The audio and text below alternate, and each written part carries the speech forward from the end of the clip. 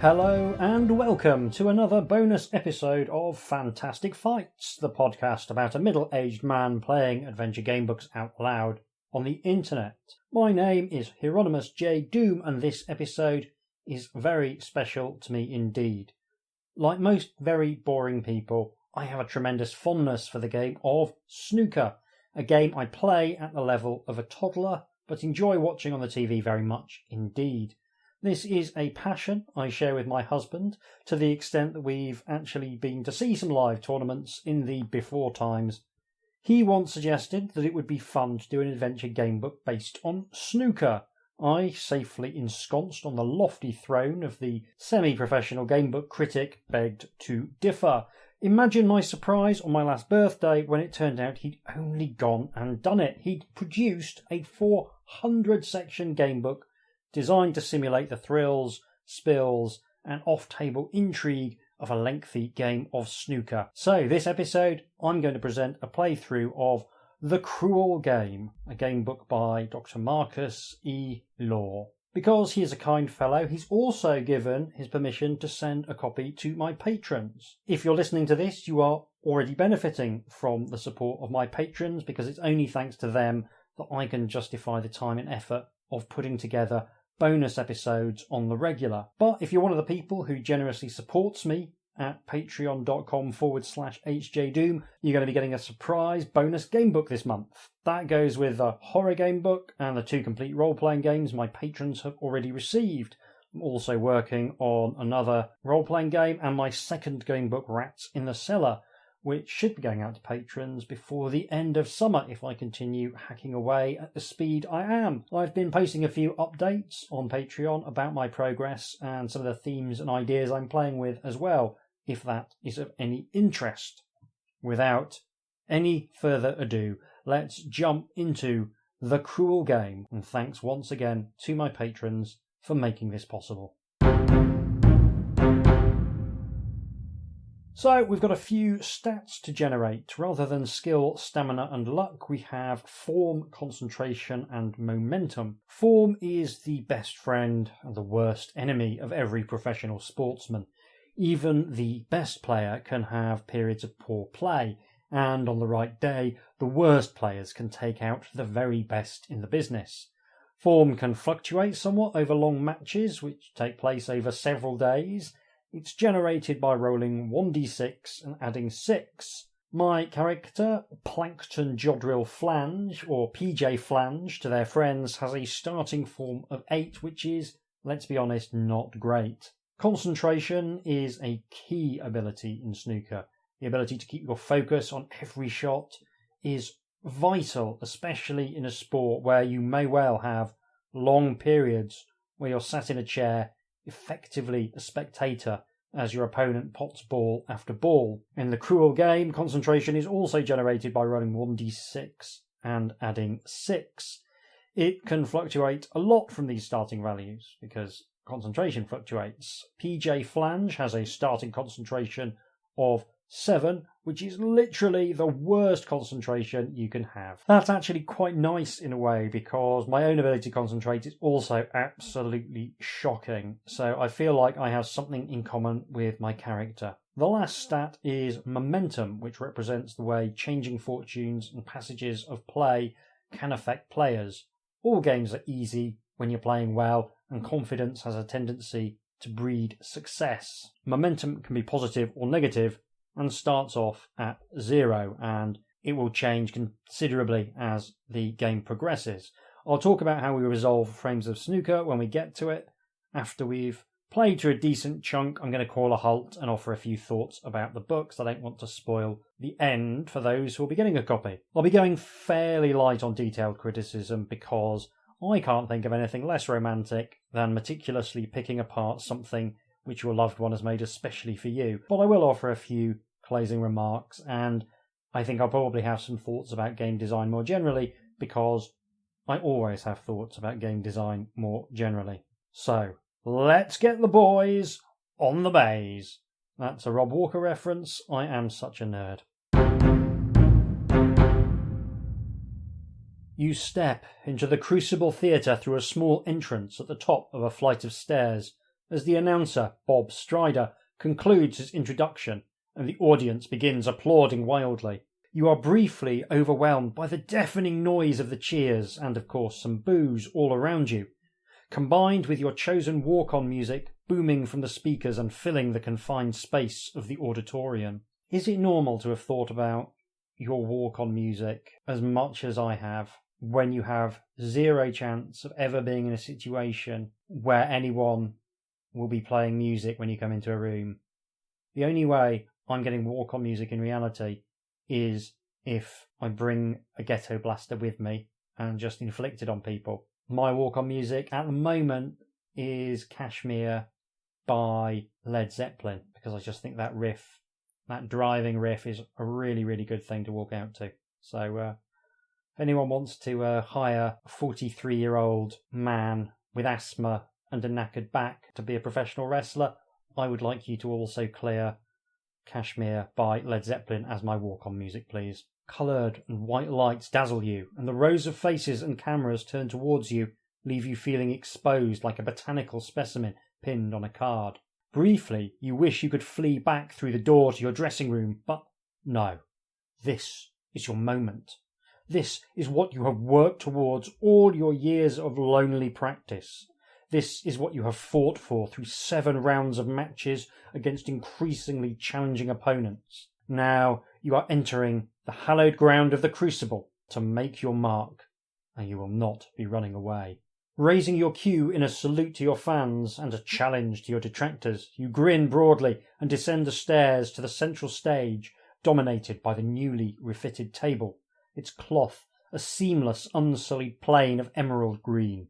You shake Bob's hand and he wishes you good luck, and then you take the hand of the severe-looking young woman, Agnieszka Petrova, who will be referring the match. She has already acquired a reputation for scrupulous fairness and does not tolerate any unsportsmanlike or disruptive behaviour from players or audience members. Very, very different at the darts. If you see the darts, there's a real atmosphere of fiesta, whereas the snooker, which also requires the same degree of concentration and hand-eye coordination, is played mostly in a hushed, reverential quiet punctuated by bouts of polite applause. It is a great accolade for a referee so young to have been given the opportunity to referee the final of the World Snooker Championship. Perhaps you sense a slight tension in her demeanour. Is she also nervous about messing up her first big test of ability? You make your way to your seat with your name emblazoned above it, and a glass and bottle of still mineral water waiting on a small table beside it. Sadly, not a bottle of Glenmorangie and a pack of Lambert and Butler cigarettes as it was back in the days of yore. As you settle yourself down to prepare, stowing your cue extension under the chair and wiping your cue to ensure it slides smoothly, Bob Strider is already outlining the storied career of your opponent, Johnny O'Mulligan, in his announcement. As the higher-ranked player, reigning champion, with 7 world titles already under his belt, O'Mulligan enters the arena second, to even louder howls of acclaim from his many admirers. Looking like he means business, he walks steadily down towards the stage, accompanied by his usual strains of "We are the champions." So that is a power move from O'Mulligan. I would consider that unlucky to walk out to music that indicated I was going to be successful in a sporting competition. But 7 world championships, he's got the game to back it up. He flashes you a feral grin before joining you to pose for the cameras at the end of the table, the beribboned trophy between you. Glancing at the long list of famous names decorating the great silver cup, you imagine your own taking place at the end. Or would it be Mulligan's name yet again? Tomorrow night you will know one way or the other. The preliminaries settled, Agnieszka produces a coin from her pocket, flips it expertly and invites you to call it. Will you call heads or tails? You see, as a naturally pessimistic human being, my instinct is always to call tails, because it always feels as though heads is the more positive call. Don't know why I think that.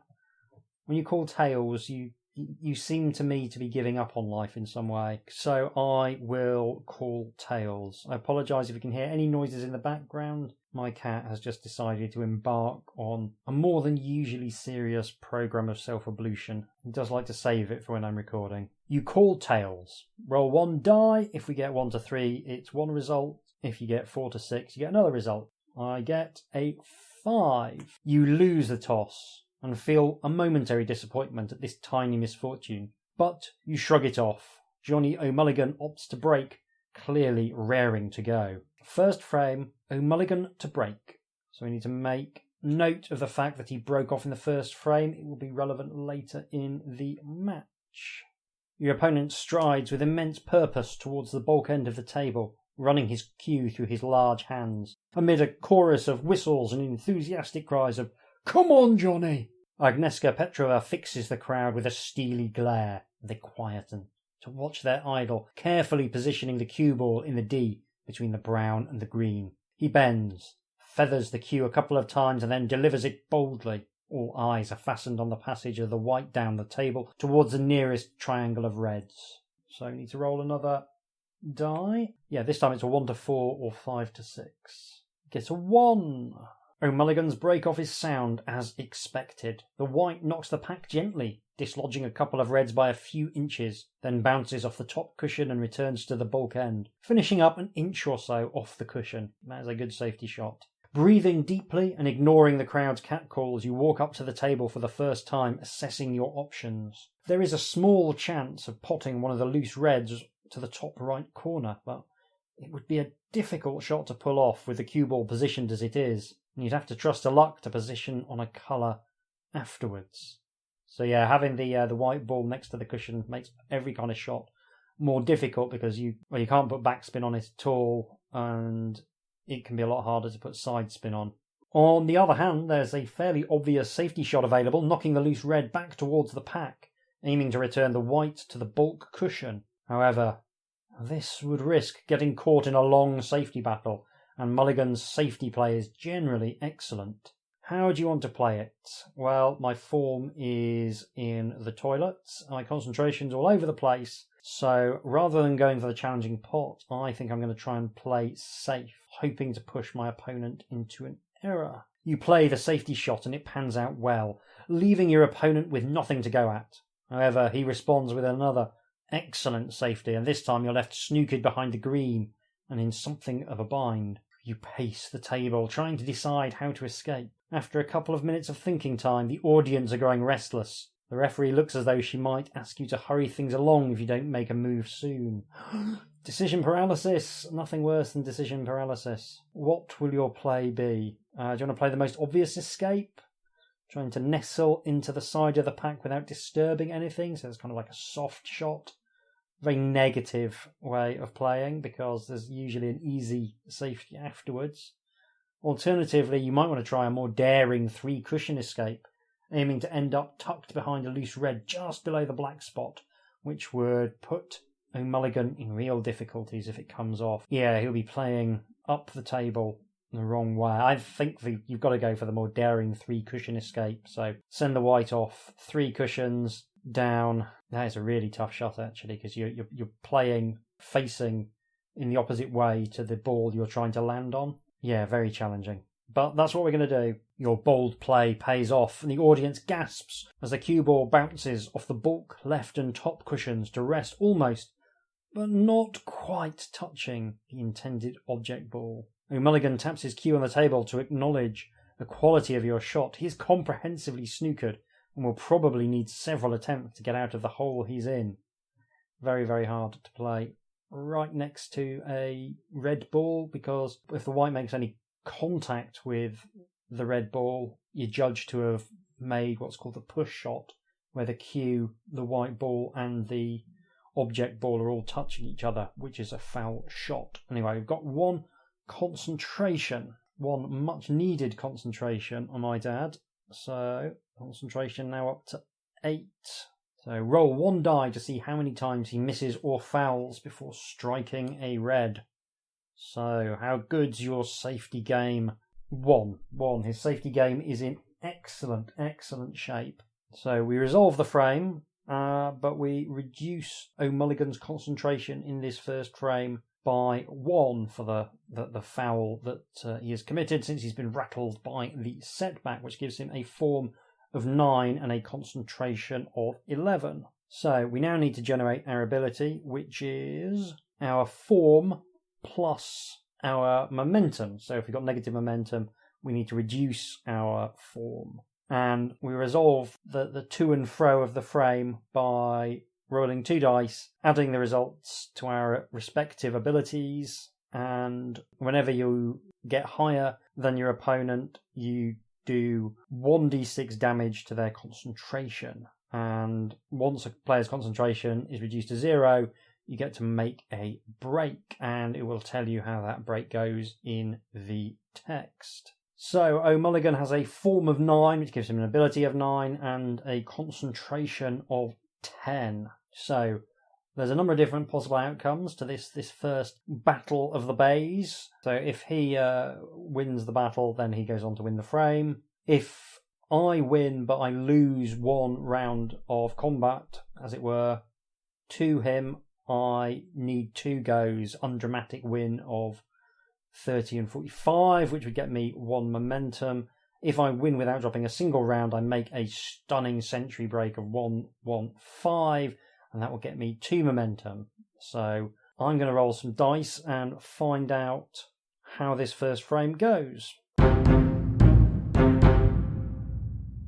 Amazingly, I have won the first frame with a stunning break of 1-1-5, which means I get to add 2 momentum to my score. O'Mulligan, his form might be better than mine at the moment, but yeah, he just was playing unbelievably badly, uncharacteristically badly.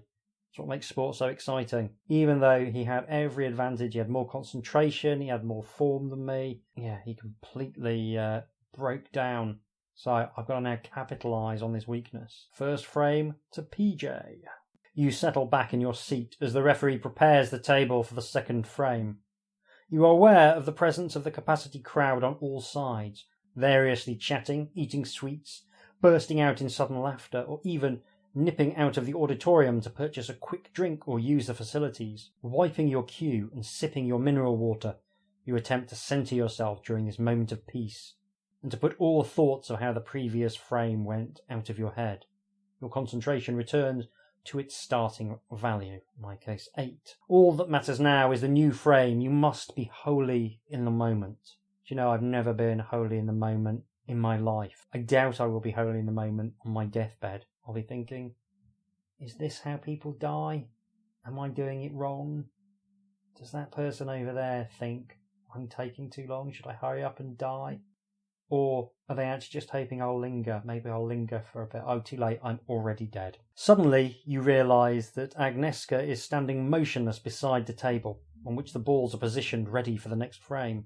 What are you waiting for, you wonder? Then you notice your opponent's empty seat.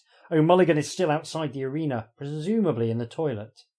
A minute later, he returns to light applause from the crowd, and Ms. Petrova announces the second frame. Play gets underway. Players will often nip out if they lose the opening frame. Perfectly legal. You can leave for a comfort break any time.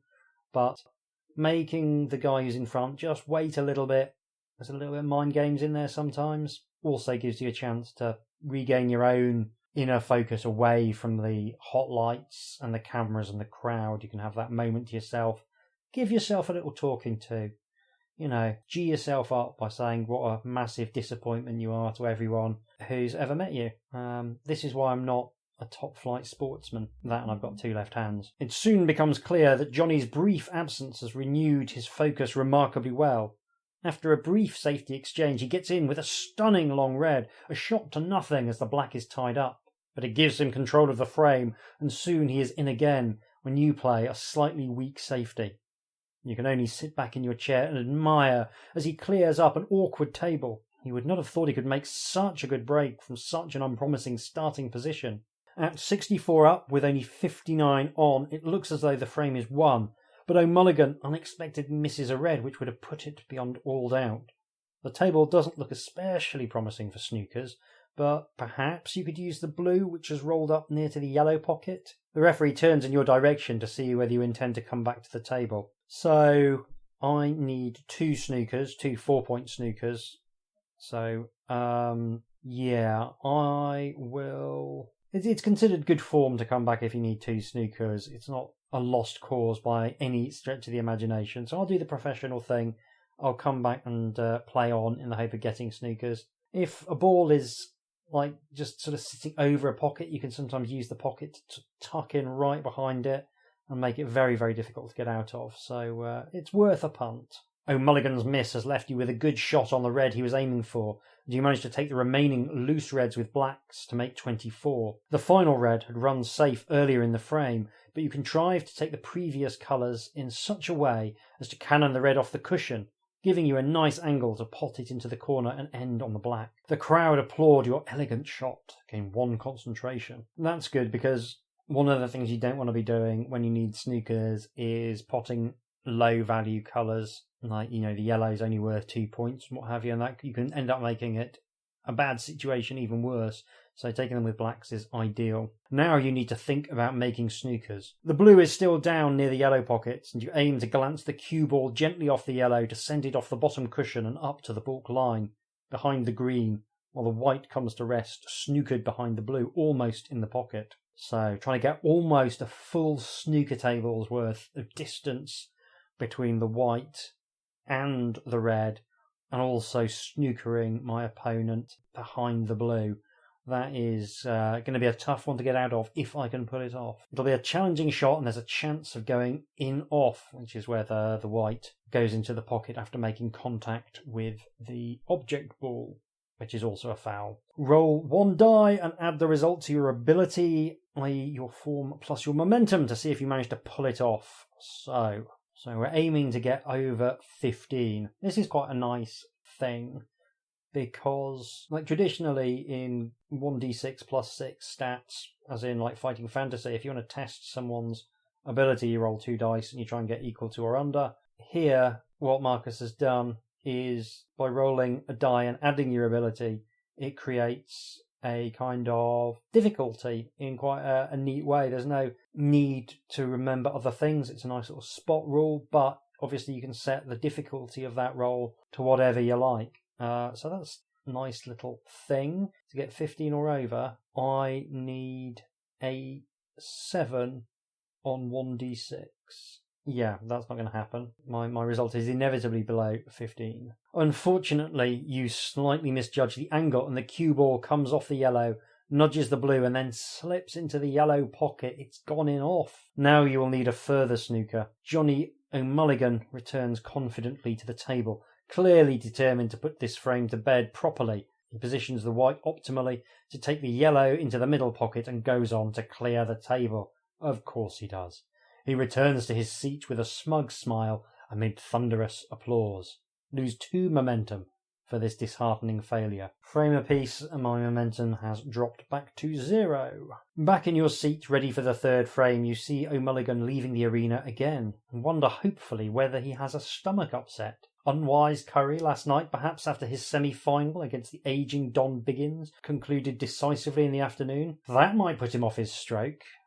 Yeah, indeed. I think back in the early days of professional snooker, when it was first on telly, I think there was more than a few matches begun in the morning were kind of duelling hangovers more than duelling snooker players. However, when O'Mulligan returns, he looks fresh as a daisy, and even grins disconcertingly at you. Maybe this is some sort of gamesmanship, deliberately delaying the start of the frame to keep you off balance.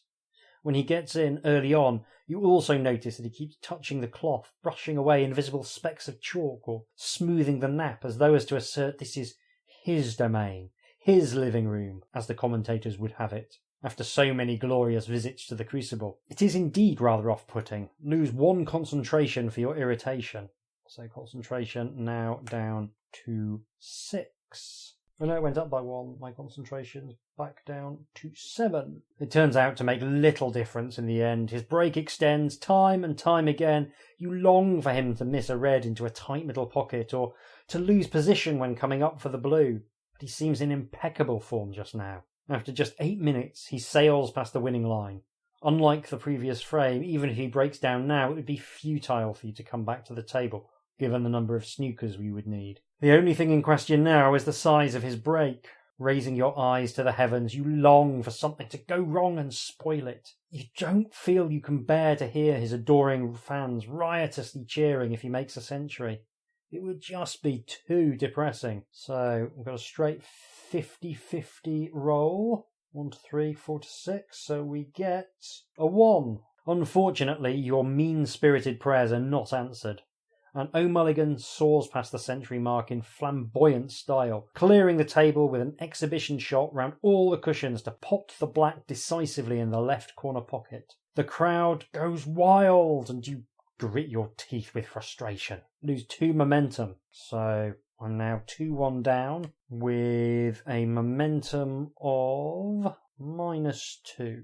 After the disappointment of the third frame, you wonder whether to take a leaf out of your opponent's book and leave the auditorium for a short break, even though you don't actually need the toilet. Do you want to retreat to the players' facilities for a couple of minutes, or would you prefer to sit quietly in your chair and empty your mind of distractions in your usual way? I'm going to retreat to the players' facilities for a couple of minutes and give myself a stern talking to. The moment that Agnieszka Petrova announces the scores at the end of the third frame, you leap up, resting your cue carefully against your chair, and leave the arena through the door to the players' dedicated facilities.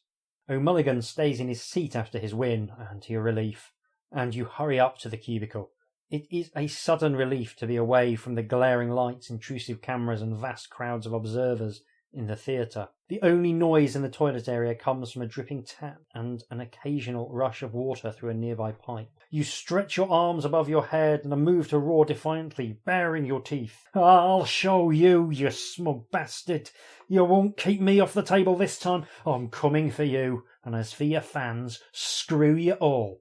I'm the one who'll be holding that trophy tomorrow, and you'll just have to suck it up. I'm the champion. I'm the world champion."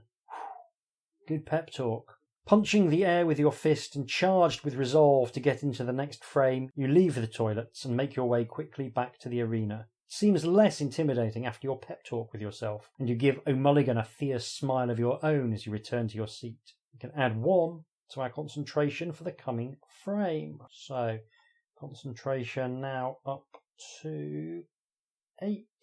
The last frame before the mid-session interval begins awkwardly. Both of you are eager not to yield any advantage to the other, and the table becomes increasingly pathological. At one point, the black is knocked over the top left corner pocket. That's a problem because it means there's a huge area of the table where nothing can be potted, and it makes safety play very, very straightforward. The reds start to be shepherded across that side as each of you struggle not to leave a pot on when there is such an easy colour to follow. The cue ball is reliably returned to the bulk cushion after each glancing shot off a red.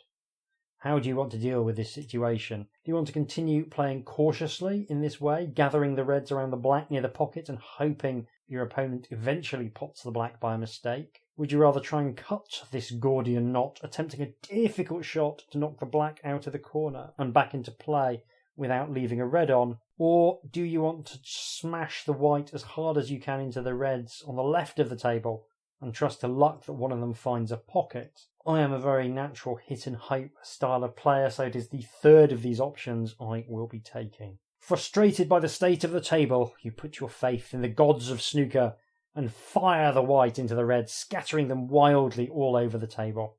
So, roll a die. If you get a 1 or a 6, something happens. If you get anything else, it's just mediocre. 6! Come on! I'm going to roll another die, and again, if we get a 1, something happens. If we get a 6, something happens. And if we get a 2 to 5, something else happens. And I do get a 2, so you experience a measure of success. One of the rebounding reds slips into a middle pocket by chance, and the black remains hanging over its pocket. You are in, and knock the black in straight away to get it back on its spot, and then you contemplate the state of the table. The balls are reasonably well placed for a decent break, although a couple rolled safe off your earlier reckless shot and will probably prevent you from winning the frame in one visit. In the end, you break down on a score of 45, giving you a healthy advantage. So I'm going to resolve the frame again as a kind of fight. O'Mulligan on the 4th frame has a form of 9, a concentration of 9, but you only need to win 2 rounds to claim the frame. So that's quite clever. I do like the thing whereby you're basically fighting the same guy all the way through, but his abilities will change as the match ebbs and flows. That is a really, really nice touch. Form 9, concentration 9. I'm going to roll some dice. Remarkably, I have managed to snatch defeat from the jaws of victory. So, turns out being at -2 momentum is really bad for your ability to play snooker. I've lost the 4th frame, giving Johnny O'Mulligan a 3-1 lead. And as the great champion Stephen Hendry says, key thing in the first mini session before the mid-session interval is to come out of it at least 3-1 up. So he's done exactly what he needs to do. It is the mid-session interval. Leaving his cue by his seat, Johnny O'Mulligan stalks off to his dressing room. The referee clears the table so it can be brushed down. The audience mostly leave their seats to fetch drinks or snacks or just to stretch their legs, although a few remain in place watching the screens or studying their phones. What do you want to do for the next 15 to 20 minutes? Do you want to head back to your dressing room to relax with a cup of something hot, or would you rather go straight to the practice room and try and keep your arm going? Well, I'm playing very badly, so it's straight to the practice room for me. Pot a few balls, try and remind myself I'm good at this game. Picking up your cue and extension, you hasten to the practice room, where 2 tables stand ready. Through a glass screen, you can see a BBC team filming the mid-session discussion between the veteran host Rowan Irving and 2 former legends of the game, Dave Davis and Henry Hendry. They seem to be replaying one of your weaker shots from the first frame, but you consciously ignore them and turn to the table. You practice break-offs for a while and then switch to a standard setup with a row of reds down the centre line, concentrating on getting the perfect cue action and smooth follow-through as you pop them one by one. Keeping your arm going has the effect of preserving some of your built-up momentum from the first few frames. You may carry up to 2 positive momentum into the next mini-session, if you have accrued it. If your momentum was negative, it resets to 0. Hooray! So, turns out practicing is a good thing. Who'd have thunk? That will give me a much needed chance to try and take at least 1 frame in the following 4. I think I'm in survival mode now rather than trying to win the session mode. It's just a question of limiting the number of frames Johnny O'Mulligan can put up. But, you know, that's sport. In addition, we need to roll 1 dice as a nice random thing. 1 to 2, 3 to 4, 5 to 6. 3 outcomes. I roll a 2. The mid-session interval is coming to an end. Okay, fine. Nothing exciting happens to me. You return to the auditorium a minute before the appointed time, and O'Mulligan hurries in moments later, looking slightly distracted. Ooh, that could be good.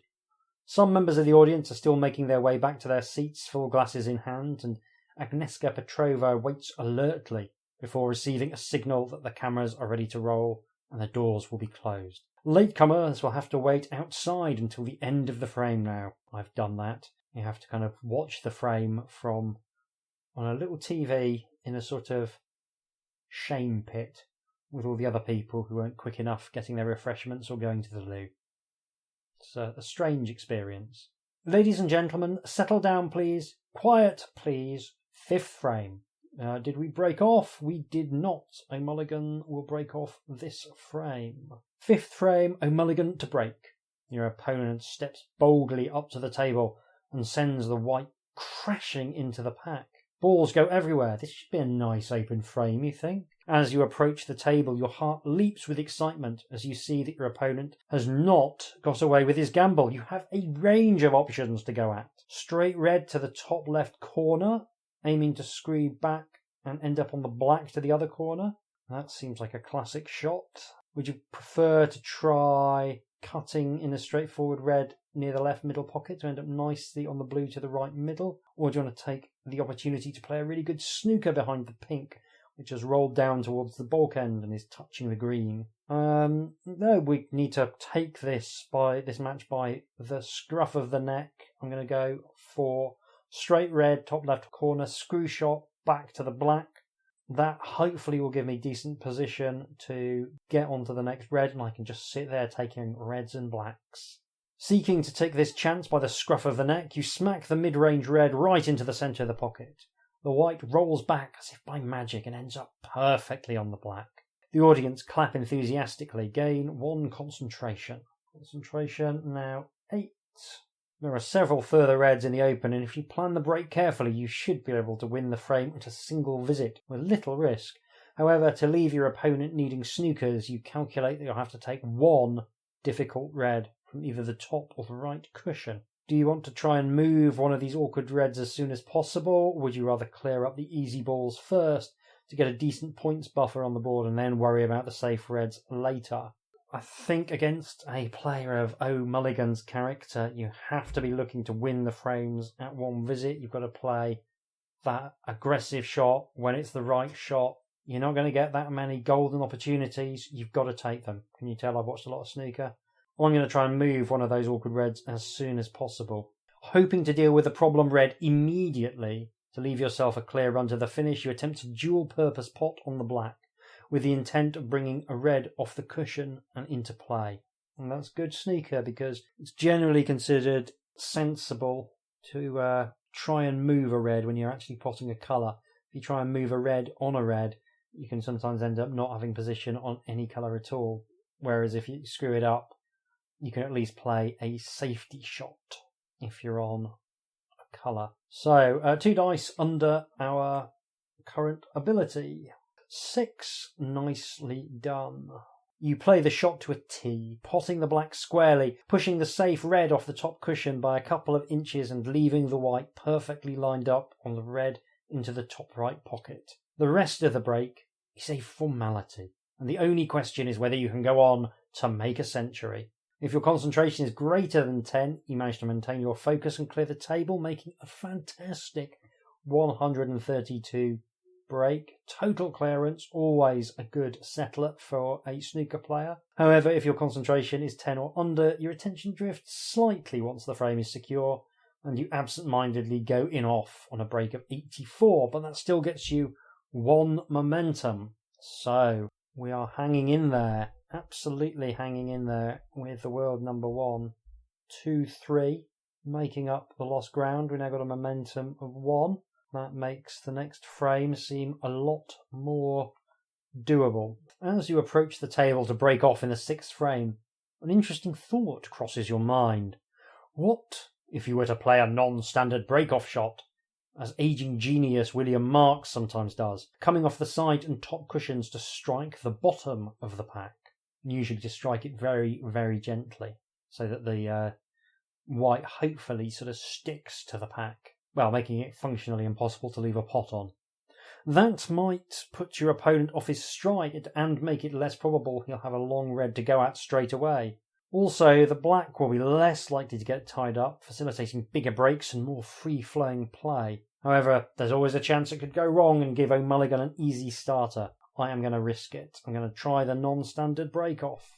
You haven't practiced this specific break-off much, but it's a pretty standard safety shot. The cue ball follows your intended line and trickles gently up to rest against the pack, disturbing a couple of corner reds slightly, but definitely not leaving anything on. A brief safety exchange follows. 2 rounds of a safety battle to determine who gets the upper hand. So there's a range of outcomes here, possibly. So you could win both rounds, but O'Mulligan still has some concentration left. O'Mulligan could win both rounds, but I could still have concentration left. We could win 1 round each. I could defeat him completely by reducing his concentration to 0, or by rolling a double 6. Or, because if you roll a double 6, it hasn't happened yet, you automatically win the frame. You win the safety battle immediately. Nice little critical hit roll. So, anyway, huge range of possibilities. I'm going to roll some dice. I got the best possible outcome. I managed to take out all 9 points of concentration over the 2 rounds of the safety battle. Within just a couple of safety shots, a distracted O'Mulligan makes a bad misjudgment and leaves an easy red on for you. You capitalise on his mistake, going on to clear up the table and win the frame in a matter of minutes. The crowd cheer and wave their ton-up banners as you sail past the century mark, and even your opponent can only sit back and admire your wonderful break. Game 2 momentum. Excellent. So we're now up to momentum 3. O'Mulligan firmly on the back foot, and we're 3-all in terms of frames. Suddenly, everything's coming up flange. In the 7th frame, after a small contribution from O'Mulligan, you make an excellent start, potting your way out of an awkward position with a dramatic narrow cut to the left middle pocket. You then go on to produce a splendid break, and your opponent can do nothing but sit in his seat and watch. As you cross the winning line, you calculate that a century is on. Just. But to make it, you'll need to take the remaining reds with blacks, in spite of several awkward balls. Since for every century made at the Crucible this year, the sponsors will donate £250 to the Sheffield branch of the Cats Protection League, you feel a strong incentive to go for it. However, there's a small risk of fouling or accidentally putting yourself in ace snooker, which could let O'Mulligan back onto the table to play for snookers. Do you want to make absolutely sure of the frame, even though it'll mean missing out on the century, or do you want to keep the century alive? Well, if I go on to win the match, I'll be able to donate considerably more than the £250 to the Cats Protection League. So I'm going to make absolutely sure of the frame. Although the risk is tiny, you make completely certain of the frame coming up for the blue to give you a better angle on a tough red. In the end, you make a thoroughly respectable 98 break, but the Cats will not thank you for it. Feeling slightly guilty, you return to your seat. Gain 1 momentum. My momentum now up to 4. So you can see how momentum can really shift. But for the very first time in this match, or did I win the opening frame? Anyway, I've now moved 4-3 ahead, which means I cannot be behind at the end of the session. It is the final frame of the session, and the audience are starting to grow restless and hungry. After the excitement of your win in the previous frame, you also feel you could do with a break, but O'Mulligan is still raring to go, apparently keen to strike back. After a brief safety battle, in which O'Mulligan always seems to be in control, he gets in with a long red to the green pocket and then sets about demolishing the table. There's nothing you can do but watch, as he had to do in the 7th frame, and he rounds off the session with a splendid century of his own. You lose 2 momentum, but trust that it will make little difference by the time you return to the auditorium at 7 o'clock. We run out of the first session 4 frames apiece, which I think I'm pretty happy with after going 3-1 down at the mid-session interval. And even with a loss of 2 points of momentum, I've still got 2 in hand. So let's see if I can hang on to those. You return to your dressing room, cue and extension in hand, avoiding the gaze of O'Mulligan as he heads to his own room. It's 5:30, so you have an hour and a half to yourself before the evening session gets underway. You are ravenous, so you'll definitely need to eat something, but beyond that you have several options. Do you want to call your coach, Jimmy Black, and have a leisurely dinner with him, reviewing the first session and discussing strategy for the next part of the match? Do you want to go out and eat more briefly on your own and get back to the practice table for half an hour's preparation for the coming frames? Or you might want to grab a quick sandwich and then try and get 40 winks in readiness for what could be a late and hard-fought session. I'm not going to overthink it. I'm going to go and try and sort of turn my brain off maybe from the concentration and everything and go and have a leisurely dinner with Jimmy Black. I think it's really important to decompress when you have the chance to. I think that's a mark of a really great athlete, particularly over long tournaments and long matches. That ability to switch the concentration on and off. So we're going to go and have dinner. You text Jimmy and ask him to meet you at a quiet little Italian restaurant you know, not far from the Crucible Theatre. Storing your precious cue safely in its case in your dressing room, you quickly change into more casual clothes and hurry out of the building, avoiding the main entrance and the hordes of snooker fans milling about there. See, in my head, snooker players dress like that all the time, the formal wear.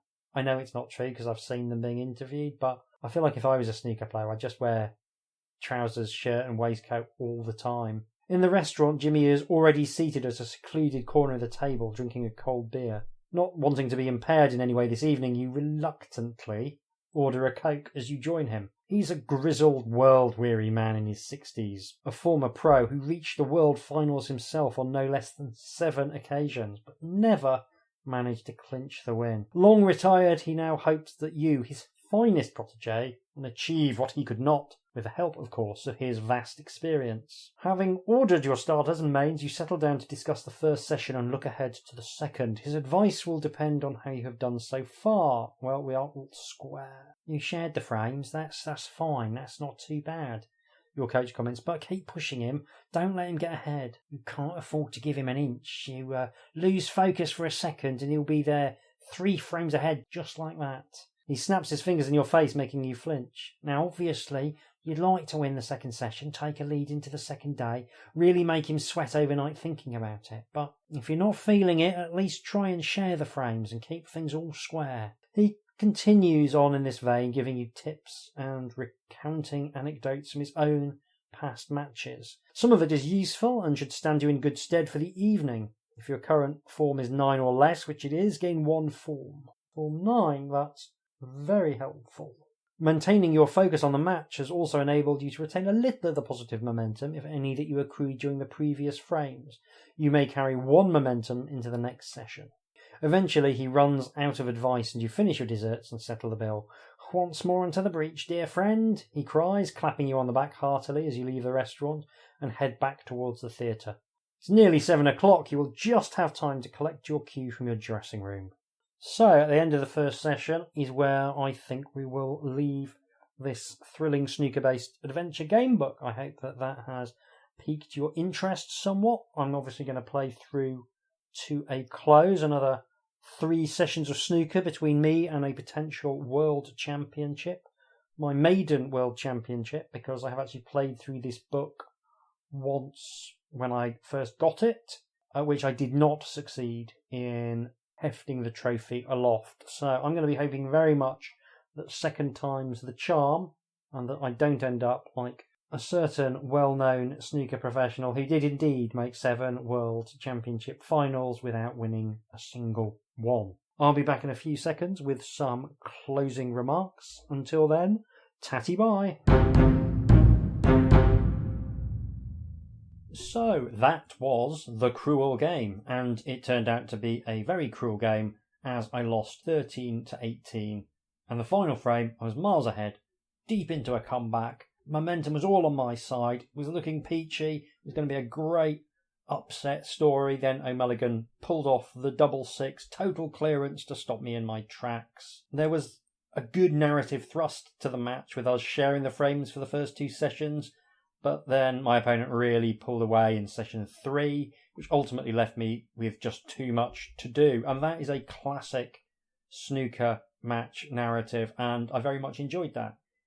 It just feels like playing snooker, but with words. As I said earlier, I don't want to comment too much on the specifics, but I think there are a couple of design elements that are worth thinking about. The first is that the gamebook's design and premise is very easy to grasp. You know exactly what it is you're trying to do from paragraph 1. You're trying to win a very long snooker match. And as a designer or a writer, there's a lot to be said for having a very clear idea in your head what your game is going to be about and trying to present that in a way that's easy to grasp. I think this is one reason why dungeons are so popular in fantasy gaming. No matter the in-game rationale for going into the dungeon, we know that the aim is to get to the end and probably kill a big boss. Obviously, Death Trap Dungeon is the perfect example here.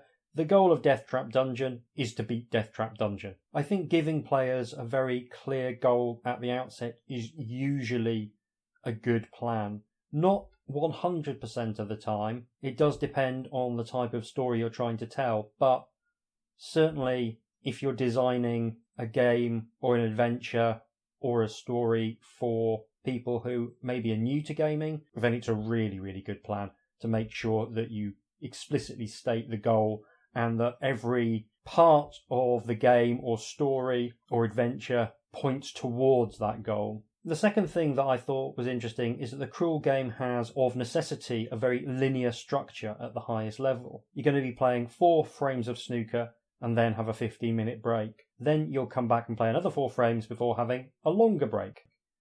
And there's nothing you can do with the choices that you make that will change that overall structure. Each frame, therefore, has to become a sort of mini adventure. In a classic fantasy story, you might well find that that becomes a problem. Certainly, I think if you were exploring a dungeon and it was a straight line with no left or right decisions, or maybe there were left and right decisions, but they always lead you to the next room, you would start to feel a little bit miffed about that. But here, that's not the case, because the effect is simply simulating something which is known. You actually want that repetitive structure in a way, because as soon as you deviate from that, you are moving away from the core premise of playing a game of snooker.